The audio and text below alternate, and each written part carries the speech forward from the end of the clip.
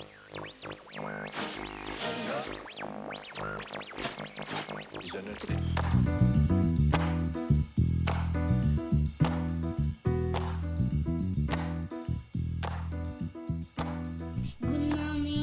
morning, planet. Bonjour à toutes, bonjour à tous.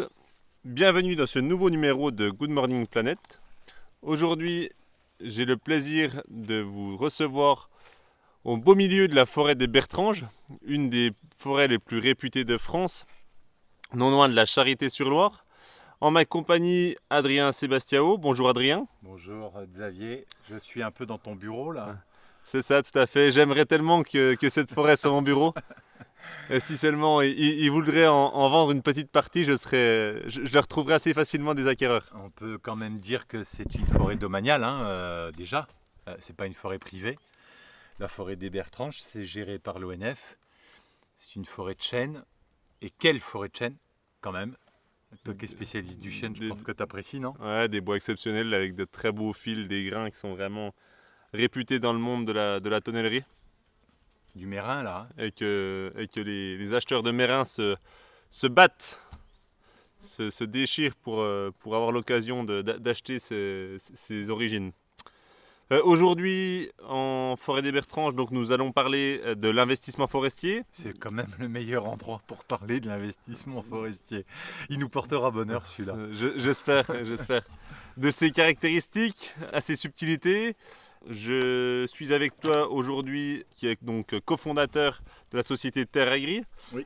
Spécialiste non des moindres en négociation, en conseil et en transactions rurales et environnementales. Donc, est-ce que tu peux nous présenter, voilà, un peu déjà te présenter toi, et après on discutera plus en détail du marché de l'investissement forestier, de l'investissement forestier en règle générale.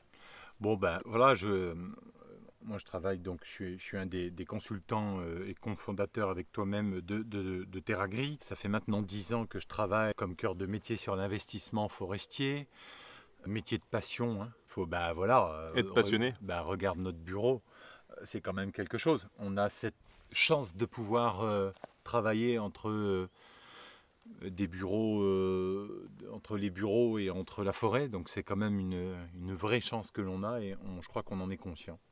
Et donc voilà, Terre Agri que maintenant, parce que c'est pas le premier podcast, hein, on en est à 2-3 podcasts maintenant. Et ben voilà, on essaye de faire connaître notre monde aux investisseurs, aux néophytes, à qui le monde est complètement ouvert. Ce monde est complètement ouvert, et notamment le monde de l'investissement forestier. Donc, durant cette interview, si je peux appeler ça une interview, Discussion même. au cours de ces discussions, tu vas nous parler du marché des forêts, en France mais aussi à l'étranger, un peu des caractéristiques des forêts, notamment de la forêt française, en termes de taux de boisement, en termes de structuration. Mais avant de rentrer dans le vif du sujet, est-ce que tu as un petit conseil, le petit conseil d'Adrien en investissement, quel serait-il? Tu me prends de court, toi. J'aurais dû garder ça pour la fin, mais moi je suis... Tu veux tout de suite les bons plans? Je veux tout de suite les bons plans. Le petit conseil en investissement forestier, en fait, c'est de bien définir le profil d'investisseur que je suis. Quel type d'investisseur, quel profil j'ai comme investisseur. Parce qu'il existe une forêt pour tout le monde, en fait. Il faut juste savoir qui je suis réellement dans l'investissement forestier. On en a déjà parlé, toi et moi, dans le premier podcast.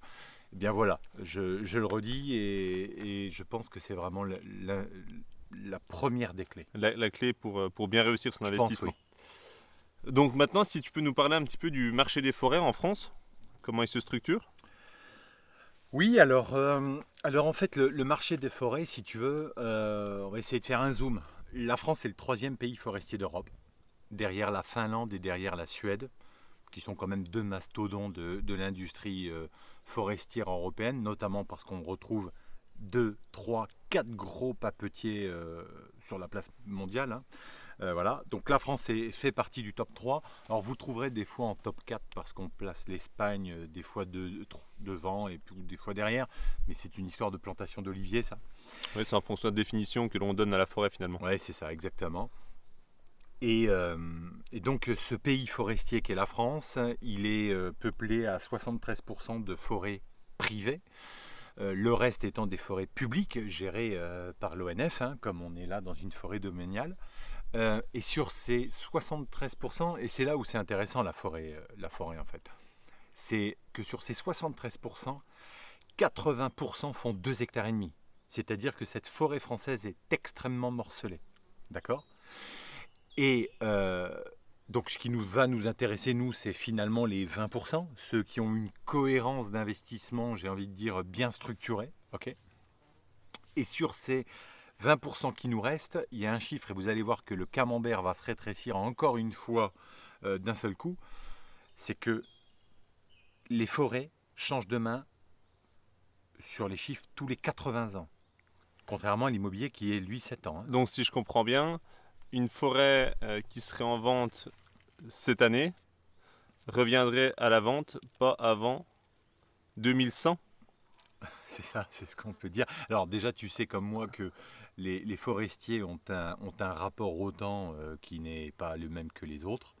Parce que le chêne qui est devant toi, il a quel âge ? Il a 250 ans. Bon, voilà.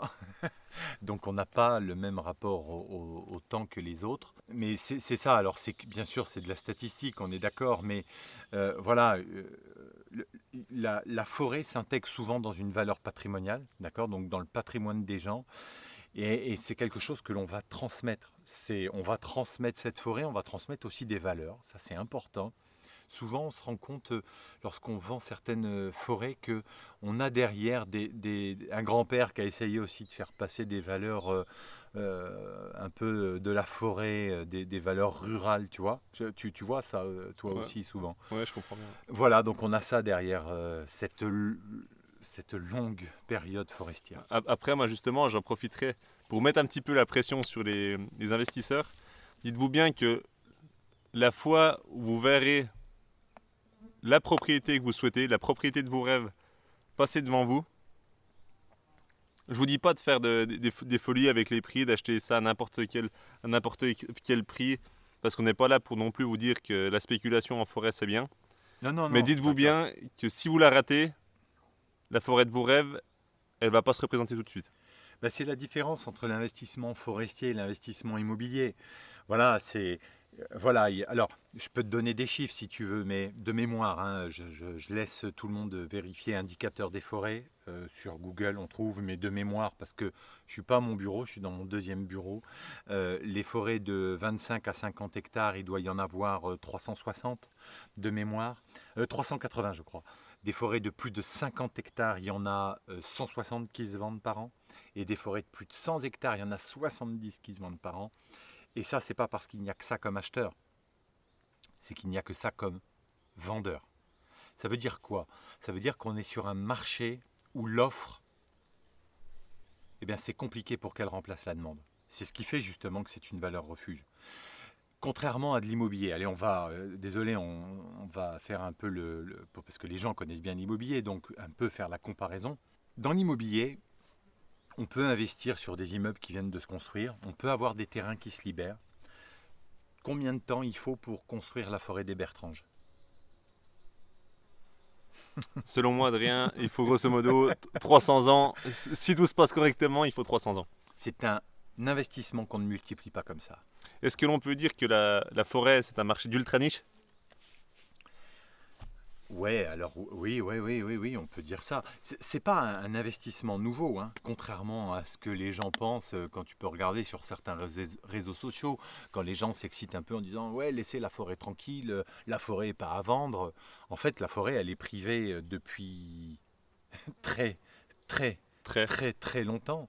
C'est juste que les gens n'ont aucune connaissance sur la forêt qui les entoure depuis des décennies et des décennies. Cette forêt, tout le monde pense qu'elle est publique et qu'elle appartient à tout le monde. C'est quelque chose qui est faux et faux. Cette forêt, elle est cultivée en France depuis Colbert et peut-être même un peu avant aussi. Hein. Mais bon, Colbert a quand même fait tourner la forêt française et que Et que voilà, c'est un investissement qui n'est pas nouveau en fait. Mais par contre, il était réservé à une certaine tranche de la population. Hein. Et aujourd'hui, avec l'Internet, avec la crise de 2008, c'est un investissement qui s'est complètement démocratisé. Et avec le réchauffement climatique, ben, je t'en parle pas, quoi. Voilà, c'est l'objet de toutes les attentions, en fait. Parce que si je ne m'abuse, les principaux propriétaires forestiers privés en France étaient soit la noblesse, ou les clergé. notables et le clergé. En fait, la forêt, pardon, elle a changé de main, au fur et à mesure des siècles et des décennies. Hein. Tu as raison, elle appartenait aux châtelains, elle appartenait au clergé, elle appartenait aux notables, après aux industriels, etc., etc. Donc oui, cette forêt, elle change de main. Et aujourd'hui, on a cette chance, c'est qu'aujourd'hui, elle est ouverte à l'investisseur lambda parce que Internet est venu démocratiser. Il faut savoir quand même qu'il y a encore 20 ans, 15 ans, la forêt, on en parlait dans les coulisses, dans les couloirs. C'était pas affiché comme ça sur le web, d'accord. C'est un milieu extrêmement confidentiel, d'accord, où tout se sait. On dit, tu sais comment on dit que les forêts ont des oreilles. Hein, quand tu dis quelque chose en forêt, ça se sait très vite. Donc voilà, on a des codes un peu de confidentialité dans cette forêt et en fait, aujourd'hui, elle n'est plus réservée qu'aux notables. Ouais. Donc si je fais un bilan rapide de ce que tu viens de dire, la forêt française, c'est au final une petite surface qui est intéressante pour les investisseurs et un marché plutôt concurrentiel. En fait, si tu veux, et ce qu'il faut expliquer, c'est que la forêt, on va la segmenter en deux pour notre explication. Tu as le sol, d'accord, le terrain, le fond de terre, qui est productif, enfin plus ou moins productif selon les terrains. Et puis tu as le bois, qui est une valeur de consommation pour nous, et qui est le capital productif. D'accord ? On va le diviser comme ça en deux.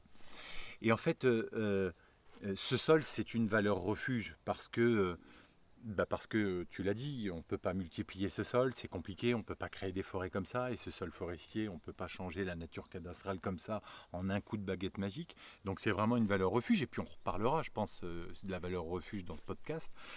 Et ce capital productif, il produit du bois, il ne s'arrête jamais de produire quasiment, un petit peu en hiver, hein. Mais sinon il produit du bois. Et ça veut dire qu'il est sans cesse en croissance. Donc on a d'une part une valeur refuge et d'autre part aussi une valeur de rentabilité déjà dans cette segmentation. Okay ? Puisqu'il faut comprendre aussi en forêt, voilà, on a des participants, ce qu'il faut comprendre en forêt, c'est que ce qui se passe, c'est que lorsque on a des crises financières tous les 10 ans, hein, grosso modo, les gens sont toujours étonnés des crises financières, mais en fait le monde financier subit des saisons comme la forêt. Hein. Il y a des automnes financiers, des hivers rigoureux financiers, des printemps où tout repart, et puis des étés où c'est l'euphorie. Et bien voilà, c'est comme ça que ça se passe en finance. Et bien lorsqu'on est dans un hiver financier, là on est en automne, hein, tu as vu ? Je pense que tu l'as remarqué comme moi. Bien sûr. Mais en fait, on a un mouvement qui va se produire, c'est que les investisseurs vont déplacer leur argent de ce point A qu'ils estiment risqué à un point B qu'ils estiment rassurant, valeur refuge. Et là, ils vont passer leur argent de ce point pour aller vers, par exemple, de l'or. L'or est la valeur refuge par excellence. L'art, le diamant, tout un tas de valeurs refuges, et la forêt. D'accord ? Donc ça, c'est quand même assez important. On le voit à chaque grand moment politique. Hein. Il y a eu un moment politique où moi je me souviens, Macron-Le Pen, le téléphone sonnait. Ça paraît assez fou, mais on avait des investisseurs qui avaient peur de sortir de l'euro avec Marine Le Pen, d'accord ? Et qui nous appelaient pour dire, voilà, je souhaiterais avoir du tangible. Voilà, j'ai pas forcément confiance en l'euro. C'est assez fou ça, hein. Ça on l'a vu. Et en fait, ce qui est intéressant avec la forêt, c'est que quand le marché immobilier repart, et notamment le marché américain, tu sais que le marché américain est quand même... c'est le gros consommateur en bois. Gros consommateur, c'est aussi un marché immobilier en bois, de construction bois. Nous, on est quand même beaucoup de cimentiers, là-haut, il y a beaucoup de construction bois. Eh bien, en fait, il y a une demande claire, et ben nos bois que l'on a autour de nous servent à faire des bois de construction. Et donc forcément, ils vont reprendre de la valeur. J'en profite pour te poser une petite question. Tu parlais qu'on ne pouvait pas multiplier les forêts. Est-ce qu'on pourrait envisager de reboiser des terrains agricoles? Et qu'à ce moment-là, la superficie forestière augmenterait et la valeur de la forêt diminuerait? Alors c'est compliqué de reboiser des terres agricoles, tu le sais comme moi. Je crois que tu connais bien l'agriculture, hein. Je crois que tu as un peu de famille dans ce domaine. Reboiser de l'agriculture, ça veut dire enlever des terres arables, des terres productrices, des terres vivrières, retirer des pâtures, des terres d'élevage. Et on ne peut pas comme ça. Aujourd'hui, on a une structure foncière qui est telle que on peut le faire. Ça se fait, bien sûr, mais c'est quand même anecdotique et c'est compliqué. Avec une grosse pression du monde agricole aussi, je pense. Avec une grosse pression du monde agricole. Et puis, raser cette forêt des bertranches pour retourner à des pâtures ou de la céréale, je te souhaite bonne chance. Donc on a bien compris comment se structurait maintenant la forêt française. Est-ce que tu peux nous faire un point rapide sur notamment ce qui se passe dans les pays ibériques, parce que je sais que tu t'es spécialisé dans le domaine avec l'ancienne structure pour laquelle tu travaillais, et puis un peu même au niveau mondial, si tu as quelques chiffres à nous donner, quelques informations à nous donner sur ces points-là. Alors, en fait, ce qu'il faut comprendre déjà, c'est l'investissement forestier mondial. Il est d'ailleurs un peu comme l'investissement forestier français.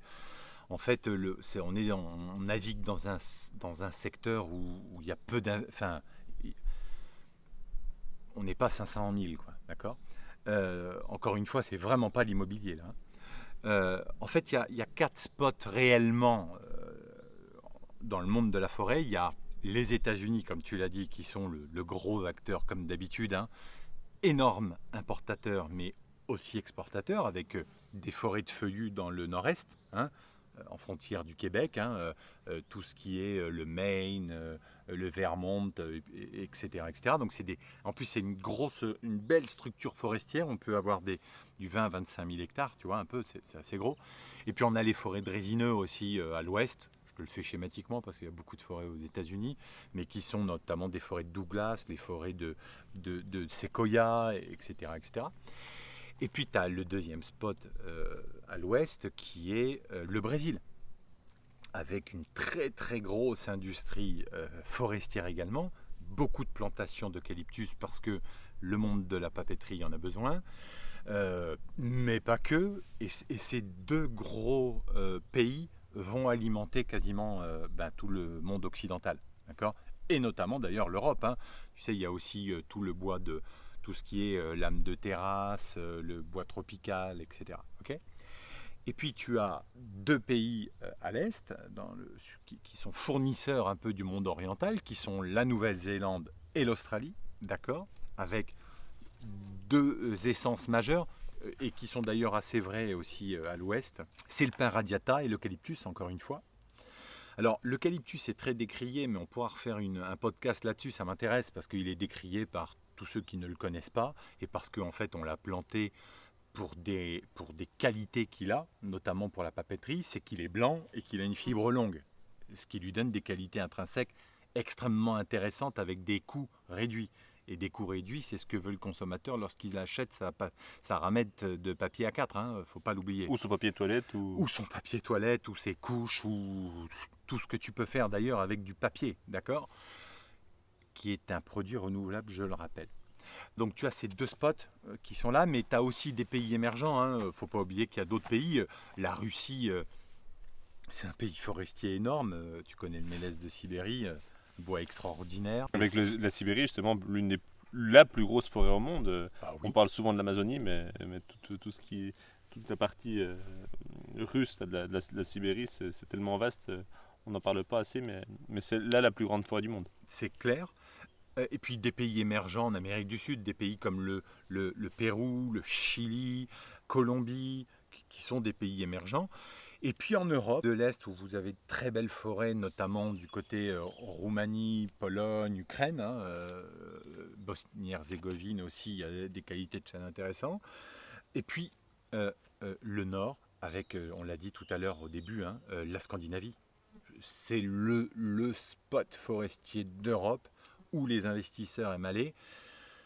Il y a un peu d'embouteillage quand même, d'accord.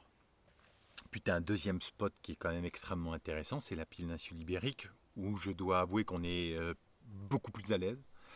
Alors, beaucoup plus à l'aise parce qu'on a des origines, déjà, parce qu'on a un réseau aussi, et ça fait quand même pas mal de choses lorsque tu travailles hors de tes frontières natales. Hein. Et puis, on a la chance d'avoir quelqu'un là-bas, hein, Francisco, hein, qui travaille là-bas, qui est installé à Lisbonne, et qui travaille sur toute l'Espagne, Portugal, et puis nous, France, Espagne, Portugal aussi. Le marché portugais est un marché qui est en plus extrêmement spécifique. On va pas s'étendre sur le sujet parce qu'on va faire des podcasts là sur le Portugal. Et produit par produit, il y a des choses tellement intéressantes qu'on a à cœur de faire connaître aux gens. Mais tu as un produit forestier sur pin maritime, Pinus pinaster, hein, que tu connais, et eucalyptus, d'accord, monde de papetier. Et puis tu as un autre secteur d'activité qui est l'arboriculture. Extrêmement présente en Espagne et au Portugal. Olives, chêne liège, chêne vert, pin parasol, avec le Pour les pignon pignons de pain. Exact. Les fruits secs, noix, noisettes, amandes, et puis agrumes. Et je ne vais pas tout te dire parce que il y a vraiment une vraie richesse de la culture sur des rendements qui sont pluriannuels parce qu'on ne coupe pas l'arbre, on récolte le fruit. Intéressant, tu comprends ? Vraiment très intéressant. C'est vraiment un hybride entre l'agriculture et la foresterie, ok ?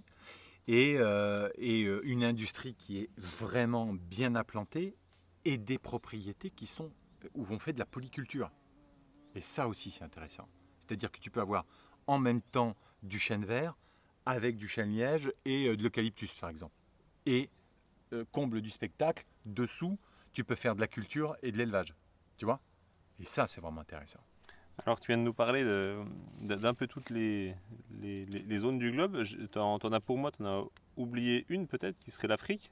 Ah oui ? Est-ce que c'est parce que toi, c'est pas ton domaine? Est-ce que c'est parce qu'on connaît assez mal les chiffres? Ou est-ce que tu peux nous en dire plus là-dessus? L'Afrique est un marché auquel on s'intéresse. C'est un marché qui est très très vaste. Le marché foncier je me fais attaquer là.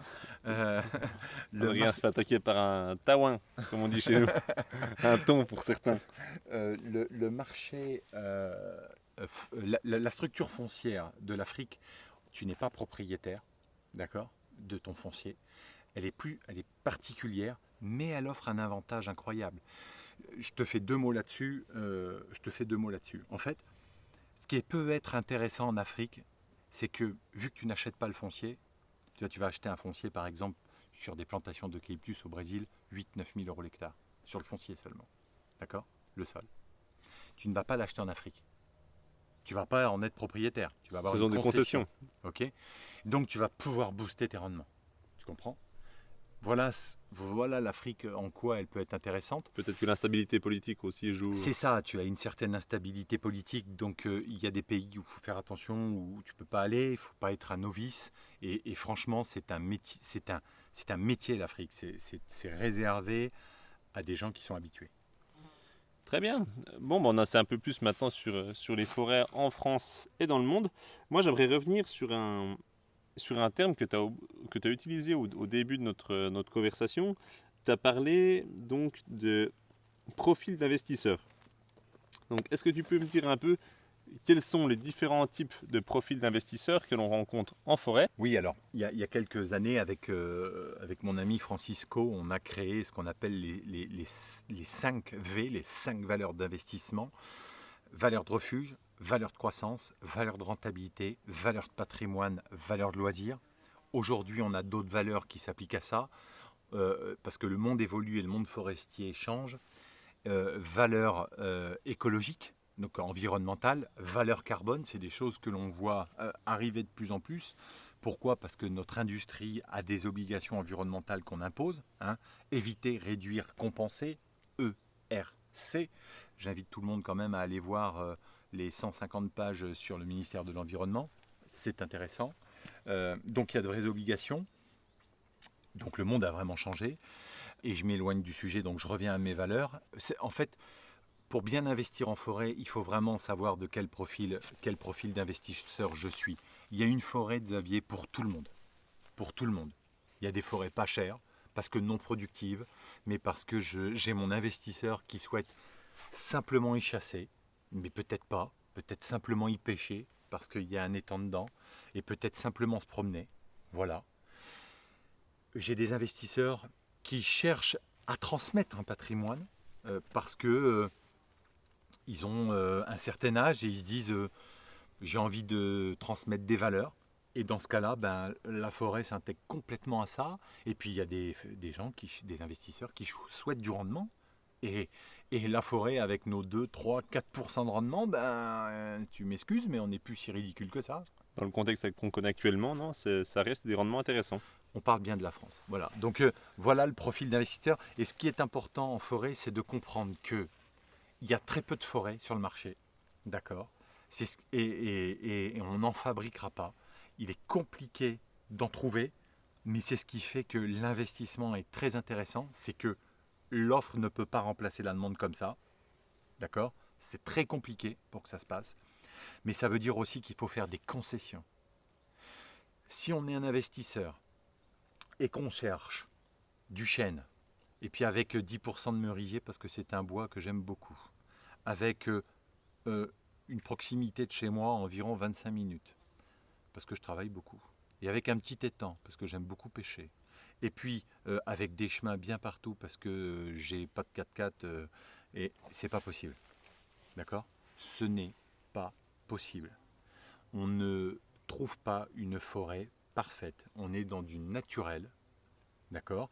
On travaille en forêt depuis longtemps, on essaye de les construire au mieux, on la cultive comme on doit la cultiver, mais la forêt dont je rêve avec ma cabane au milieu, etc., elle n'existe pas.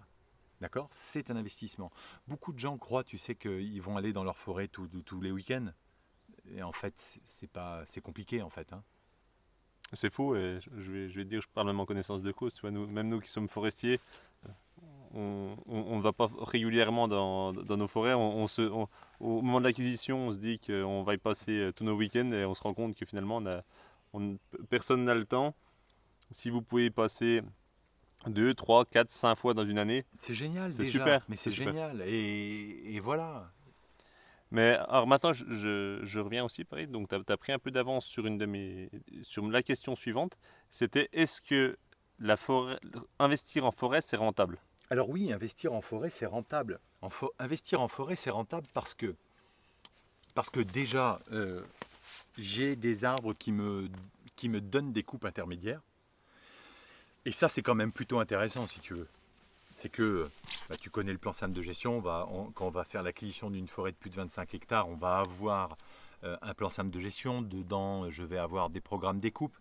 Et ça, je vais savoir grosso modo combien je vais récolter. Voilà, et puis toi et moi, on travaille un peu sur des tableurs financiers pour pouvoir donner un peu de visibilité à l'investisseur, d'accord ? Et c'est un des atouts de l'investissement forestier, c'est que cet investissement va pouvoir me donner tous les 4 ans, tous les 5 ans, tous les 7 ans, tous les 8 ans, et puis des fois en décalé, parce que toutes les parcelles ne se ressemblent pas, d'accord ? Eh bien, on va avoir des rendements. Ce que l'art et le diamant me donnent pas, tu comprends ? C'est différent de ces investissements-là. Et il y a une autre chose qui est intéressante pendant qu'on parle des coupes. Enfin, il y a deux choses qui sont intéressantes pendant qu'on parle des coupes de bois. Il y en a 3. Et attends, fais gaffe, je vais t'en sortir 4. Il y en a 3. D'une part, je tiens à rassurer tout le monde. Couper du bois en forêt est extrêmement réglementé. On ne le dira jamais assez. On ne coupe pas un bois comme ça. Si on coupe un bois qu'il n'était pas possible de couper, la DDT est là et veille au grain. Tu le confirmes, je pense. Je suis tout à fait d'accord avec toi. Et c'est normal. D'où le plan simple de gestion. La deuxième chose, c'est que, et c'est d'ailleurs pour cette raison que les institutionnels, les investisseurs de type financier investissent en forêt. C'est parce qu'en fait, le bois, on est capable de maîtriser la matière première qu'est le bois. J'explique. Lorsque tu vas acheter, tu vas faire 2 types d'achats. On va en comparer encore, on va faire de la comparaison. Tu vas acheter 1 hectare de blé. D'accord ? Je vais acheter 1 hectare de blé. Ce blé, à la fin de la saison, lorsqu'il est mûr, la Russie, l'Australie ont fait des très belles récoltes cette année-là. Mon prix, qu'est-ce qu'il fait ? il baisse. Forcément, il y a beaucoup de blé sur le marché, hein, offre et demande. Eh bien, je suis soit obligé de couper mon blé, enfin, je suis obligé de couper mon blé, mais soit je l'ensile et je perds du poids, parce que j'attends, je me dis, est-ce que j'attends pas de le vendre plus tard, d'accord? Soit je le vends, mais je peux le vendre à perte. C'est possible, hein? Eh bien, avec le bois, j'ai cette possibilité de dire, le cours de mon chêne, c'est pas un bon exemple, parce que le chêne, c'est quand même une essence qui tient la route au niveau cours du bois, hein, tu me confirmes? Hein? Oui, je te confirme. Ouais, tu me confirmes. Et lorsque mon cours descend, eh bien, j'ai cette possibilité de dire, il ne va pas pourrir. Il va continuer de grossir et il va même continuer de prendre du volume et donc de la valeur. Voilà ce qui est extrêmement intéressant lorsque l'on parle de coupe de bois en forêt. Et puis la dernière chose que je souhaite aussi expliquer, c'est que il n'y a pas de fiscalité sur les coupes de bois.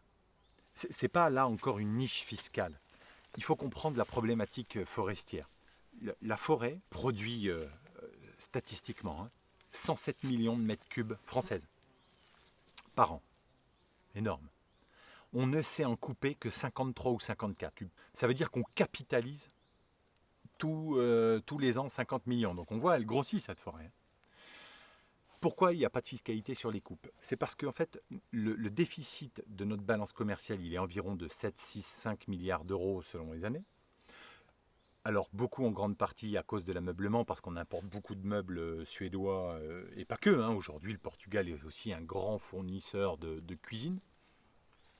Et qu'à cause justement de ce morcellement, tu te rappelles, je t'ai parlé, 80% des forêts privées font 2,5 hectares. Bien, on ne sait pas aller couper et récolter ces bois-là. C'est des forêts qui ne se cultivent pas, en fait. D'accord? En fait, il y a beaucoup plus de zones de sénescence qu'on peut le croire en France. Tu comprends? Et donc, pour inciter l'investisseur forestier, eh bien, en fait, on lui donne cet avantage pour lui dire, tu peux couper de bois, on ne va pas te pénaliser avec une fiscalité. Et la dernière raison aussi pourquoi on fait ça, c'est parce qu'en fait, il y en a peut-être d'autres, mais le bois est quasiment le seul produit qui est détenu par un propriétaire non professionnel productif. Je m'explique. Pour celui qui vend des appartements neufs, c'est un promoteur. Celui qui vend du blé ou des cochons ou du lait, c'est un agriculteur qui se lève tous les matins pour faire ça. Celui qui vend des voitures, c'est un vendeur de voitures. Mais celui qui vend du bois en général, c'est un investisseur privé qui a en plus un certain âge et qui n'a pas acheté cette forêt pour couper du bois. Il l'a acheté pour planquer son argent. Tu comprends? Ça n'est pas son activité principale. Ce n'est pas son activité principale. Et l'objectif principal, je parle bien de la forêt française à l'origine, c'était déplacer son argent d'un point A à un point B pour que son argent soit au frais. Ou au Maintenant, chaud, comme tu veux. je vais reposer une deuxième fois ma question. Est-ce que c'est rentable d'investir en forêt? Tu as répondu, je pense, par... les réponses que tu as données sont bonnes. Mais moi, j'aimerais ajouter qu'il y a deux facteurs qui influencent la rentabilité d'une forêt. La première, ça sera le fond. Et toi, tu nous as beaucoup parlé de ce qu'on appelle la superficie, donc les bois qui viennent à pousser sur cette forêt. Mais ce qu'il faut comprendre, c'est que le fond prend, donc selon les indicateurs, encore, c'est pas moi qui les invente, mais le fond prend tous les ans 2,5 à 3% de valeur. Donc ça, c'est irrémédiable et ça représente déjà une partie de la rentabilité de l'investissement forestier. C'est l'offre et la demande qu'on parlait tout à l'heure. Pas de demande sur le fond, sur les terres forestières. Enfin, pas de demande, pas d'offre, pardon, mais beaucoup de demandes.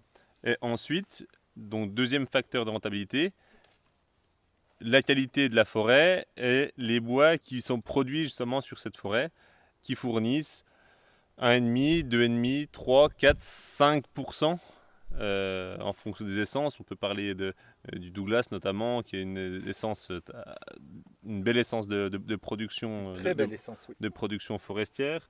On pourrait peut-être ajouter aussi le peuplier, même si c'est une sylviculture tout à fait particulière. La popiculture. La populiculture, oui.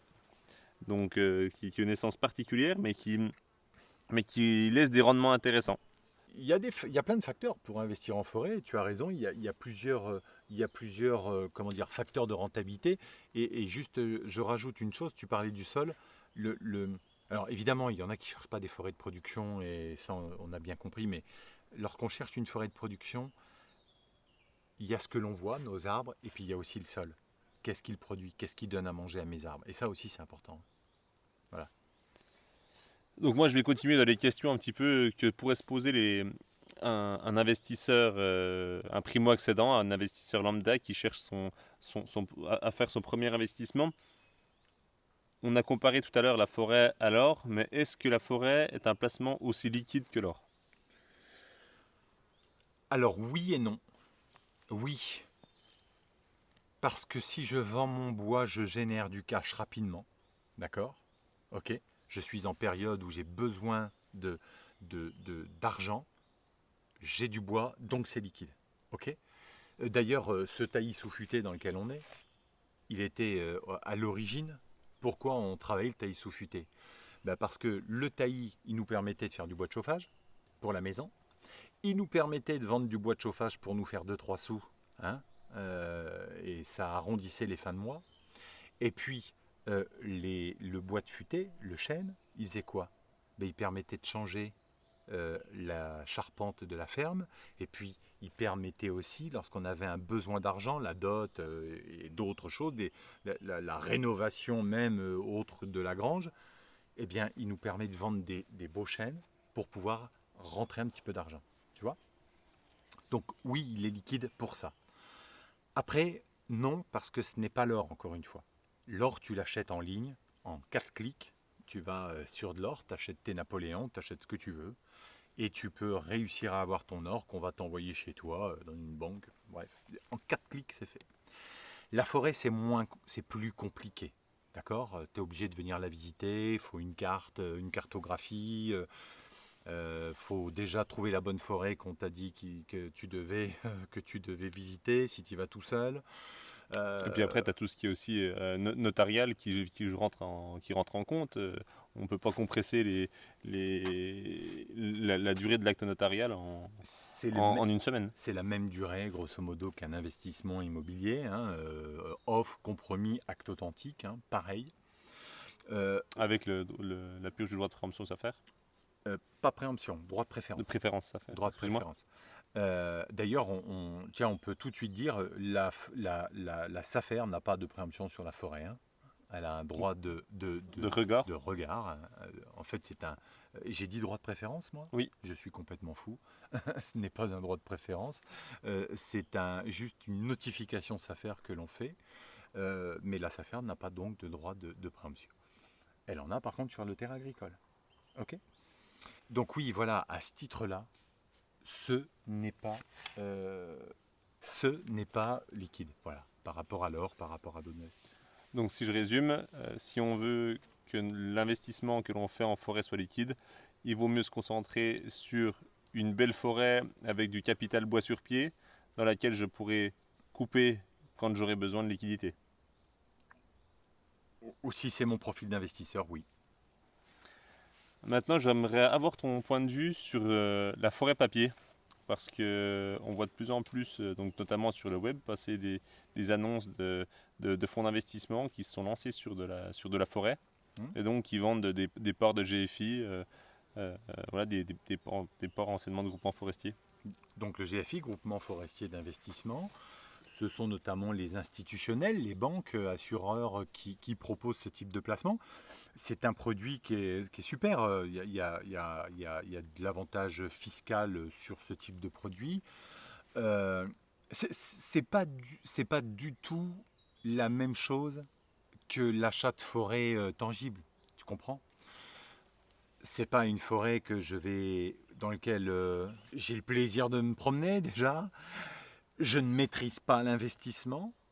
Par contre, c'est hyper facile. C'est les autres qui le font pour moi et ça correspond encore une fois à un autre profil d'investisseur. Tu sais, voilà, on est propriétaire forestier. Quand je suis propriétaire forestier, je vais donner, même si j'y connais rien, ma forêt en gestion à un expert, à un gestionnaire forestier, à quelqu'un comme Xavier par exemple.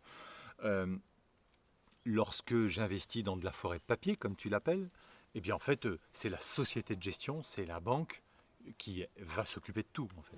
D'accord? Et je suis propriétaire d'un bout de forêt qui est une part sociale finalement que je peux mettre dans le tiroir de mon bureau. C'est encore une fois, c'est ni bien ni pas bien, c'est un investissement intéressant et quoi qu'il arrive, de toute façon, cette société de gestion, cette banque, elle suivra le code forestier, elle suivra la réglementation, sinon elle se fera taper sur les doigts. Donc je ne vois pas de dérive là-dedans. Ça correspond juste à un profil d'investisseur. Encore une fois. Maintenant, est-ce que c'est risqué d'investir en forêt? Alors, déjà, investir, c'est risqué, à mon sens. D'accord? Mais chaque investissement a son propre risque. Si j'investis dans de l'immeuble locatif, d'une certaine part, c'est pas risqué parce que je l'achète pour faire de l'investissement locatif. Je me projette aussi à 20 ans, hein, durée du crédit par exemple. Mais j'ai un risque que mon locataire ne me paye pas. Hein, ça peut arriver ça. J'ai aussi un risque que l'immobilier, par exemple, chute, mais si je ne suis pas vendeur, en fait, ce n'est pas un risque, vu que je le fais pour le locatif. Donc, tous les investissements sont risqués.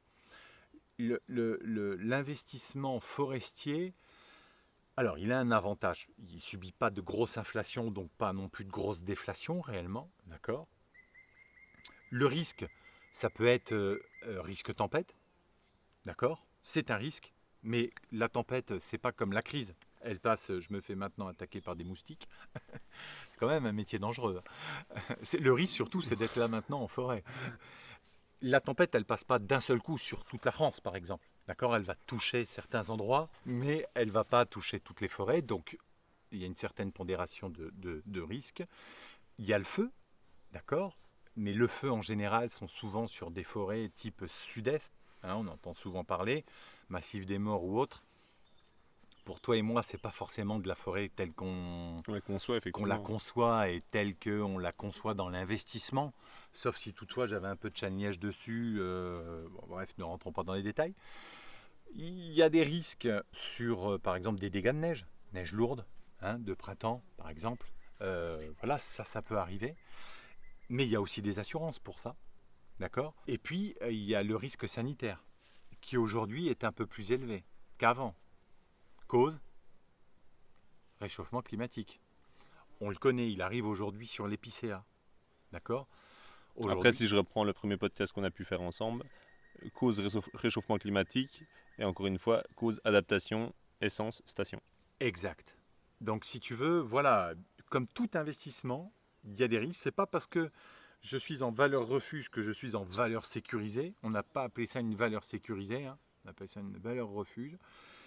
Et de toute façon, je ne suis pas sûr qu'il existe un investissement où il y ait zéro risque. Si, le livret A, 0,75%, et quand bien même, je suis même pas sûr que ça soit bien sécurisé. Ok, bah, je pense on a déjà vu pas mal de choses au cours de cet entretien. C'était riche en informations. Maintenant, j'en profite aussi, on va dire que je fais un peu de publicité pour Terre Agri. Qu'est-ce qu'on propose en plus à nos clients investisseurs que n'importe quelle entreprise qui fait de la forêt? Alors franchement, Xavier, c'est une excellente question. On propose plusieurs choses. De la transaction normale de forêt. En général, on est quand même spécialisé, toi et moi, sur de la forêt plus de 25 hectares. Hein. Tu es d'accord avec moi? On est dans le confidentiel, toi et moi, plus que dans le bon coin. Donc on va essayer de proposer souvent des forêts. Souvent on va essayer de mettre un peu de tableur financier derrière. Ça veut dire quoi? Essayer de guider l'investisseur en lui disant, voilà, avec ce programme des coupes, ce programme des coupes et des travaux, voilà les flux financiers qu'on va avoir, voilà le cash flow qu'on va pouvoir récupérer en sachant qu'on est toujours dans des moyennes, tu le sais bien, on est encore une fois dans du naturel et on ne peut pas tout prévoir. C'est toujours pareil avec le financier et avec les prévisions financières. Voilà. Ça déjà c'est quelque chose qu'on va faire. Il y a une chose où toi et moi on est quand même un peu spécialistes, c'est les ventes de forêt avec les contrats d'approvisionnement pluriannuels de bois qui sont liés, d'accord ? Alors, on ne va pas faire un cours là-dessus parce que c'est quand même assez long et compliqué à implémenter, mais toi et moi savons le faire. C'est la possibilité d'avoir un appartement avec un locataire dedans et avec un engagement de sa part, d'accord ? Et puis, on a ce que toi et moi on appelle le processus de transaction ou processus d'achat. Et là, c'est quand même réservé à des grosses forêts. Pourquoi ? Parce qu'on va faire, alors on va aller de l'inventaire à l'estimation, valeur technique, valeur vénale, valeur financière.